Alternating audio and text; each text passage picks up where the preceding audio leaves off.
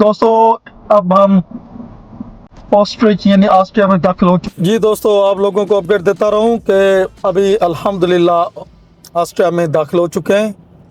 Austria में दाखिल होने के बाद इमीडिएटली पानी की ब्रिज थी और उसके बाद वही रोड जो जर्मनी से चलता हुआ आ रहा है वही कंटिन्यू चल रहा है अभी।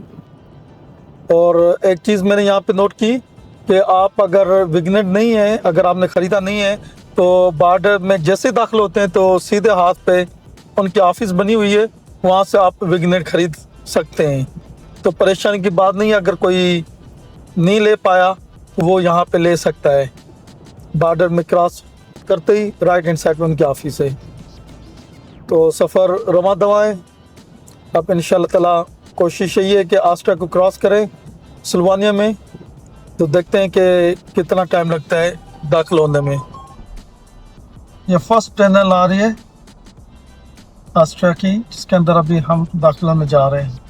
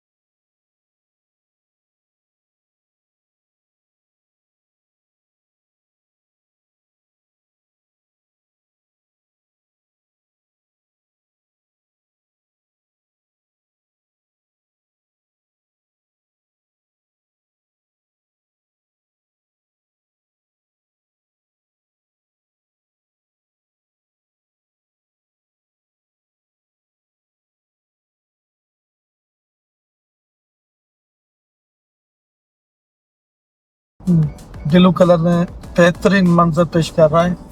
ऑस्ट्रिया की खूबसूरत वादियों से होते हुए गुजर रहे हैं हम अभी, और गामजन है पाकिस्तान इस सफ़र के लिए।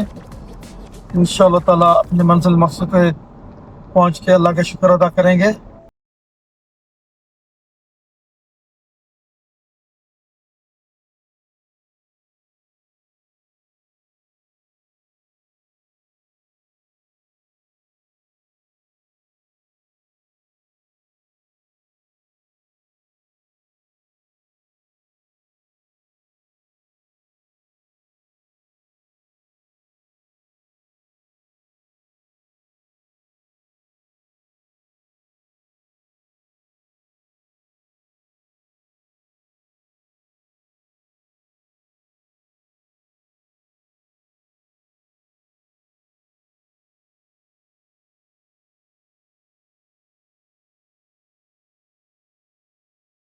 और सब ये नहीं पता ये क्या चीज़ है, मेरे ख्याल में टनल ही है कार्बन।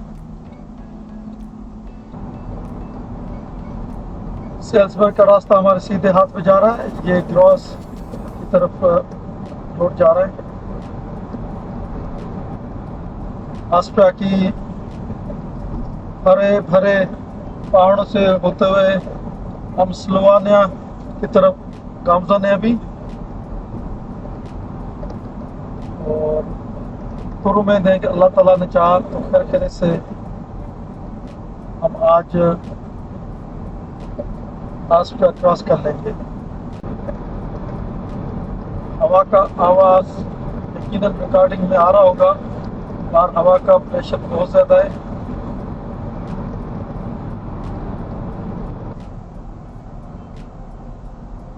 मेरे सीधे हाथ पे अगर आप देखें कितने प्यारे प्यारे छोटे छोटे मकानात बने हुए हैं आस्ट्रिया के, और उनके आसपास में घास ही घास है। फार्म हाउस के हैं तो उनको गलत नहीं होगा। बहुत खूबसूरत नज़र आ रहे हैं। पहाड़ों के दरमियान में दो चार मकान, जैसे हमारे पाकिस्तान में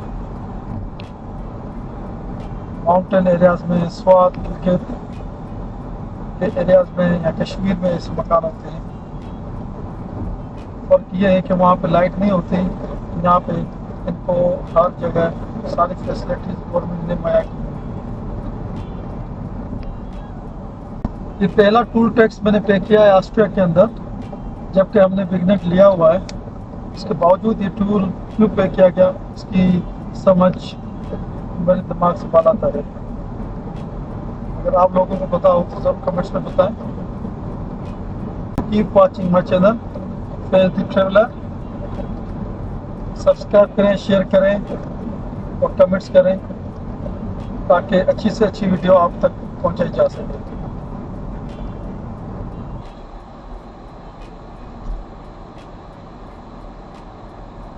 दोस्तों ये एक और टूल आया है, अभी थोड़ी देर पहले मैंने पे किया था 7 यूरोस। ये दूसरा टूल आया जहाँ पे टूल पे करना पड़ेगा मुझे।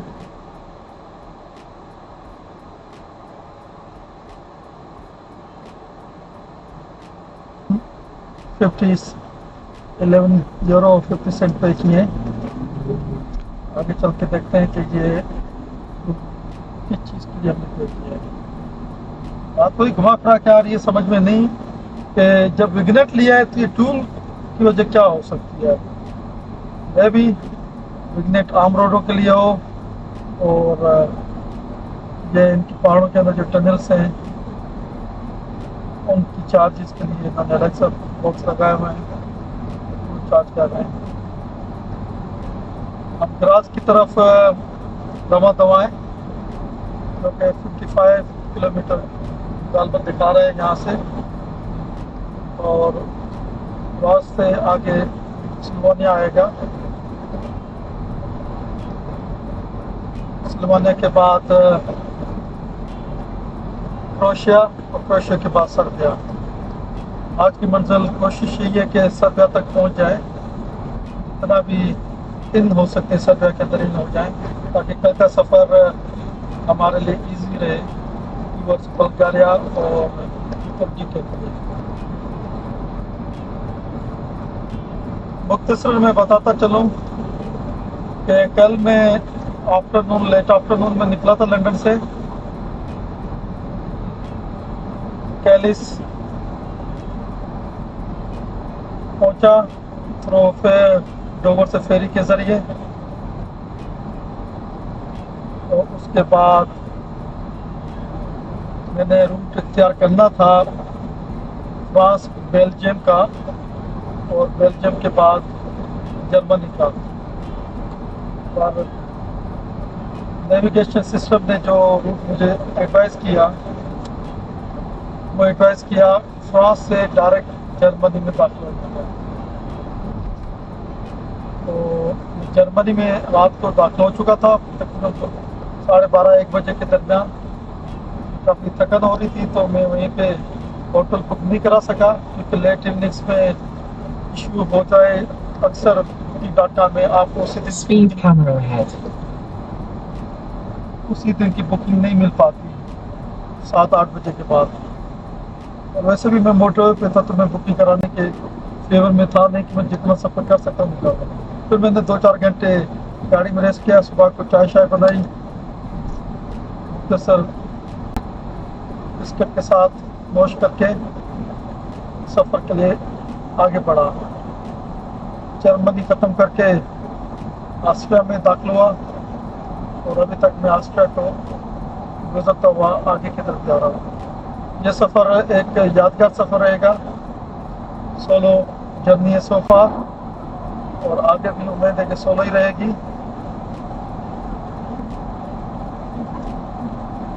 बड़ा एंजॉय कर रहा हूँ।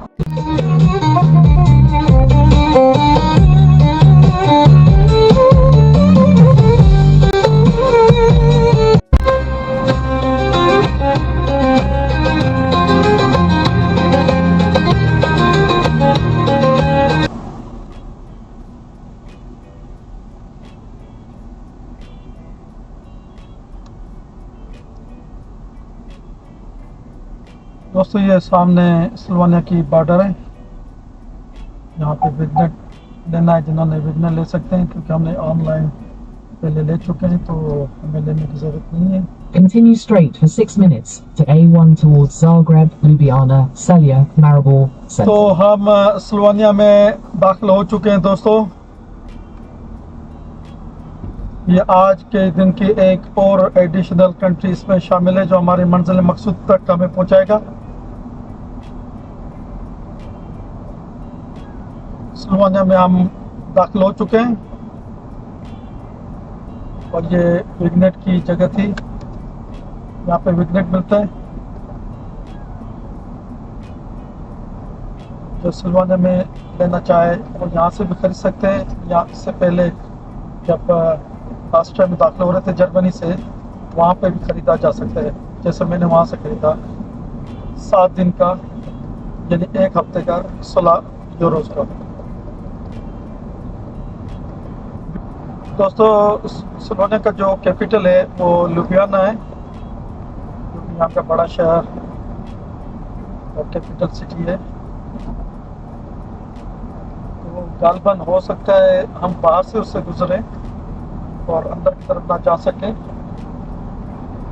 स्लोवानिया वैसे दिखने में बड़ा खूबसूरत माउंटेन की तरह नज़र आ रहा है सो फार, और क्या ब्यूटी है वो। अगर टाइम मिला तो हम इसको हम विजिट करेंगे क्योंकि ईयू के जितने भी कंट्रीज़ हैं मैं उनको इसके पिछले करता हुआ जा रहा हूँ क्योंकि सारे यहाँ तो कुछ कंट्रीज़ मेरे घूमे हुए हैं, यहाँ कुछ घूमे नहीं है। तो मेरा जो मेन टारगेट है वो पाकिस्तान अपने देश पहुँचना है।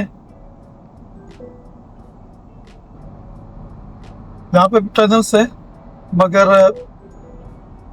जो टनल्स ऑस्ट्रिया में थी उस हिसाब से यहाँ पे टनल्स मुझे बिल्कुल छोटी छोटी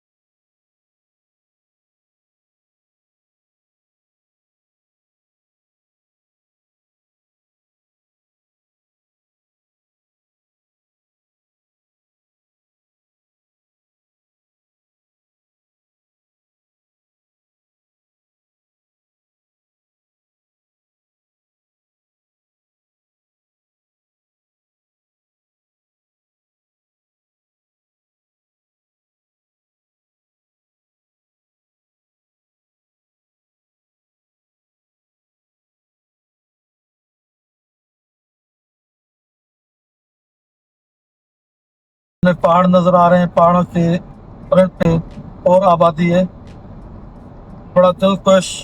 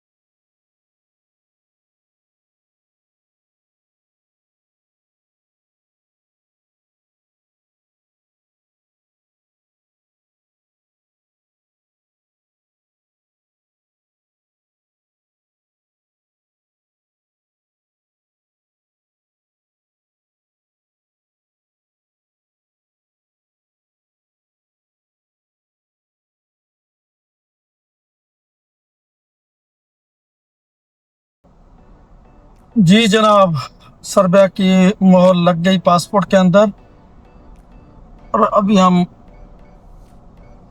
सर्बिया में दाखिल हो चुके हैं ऑफिशियली।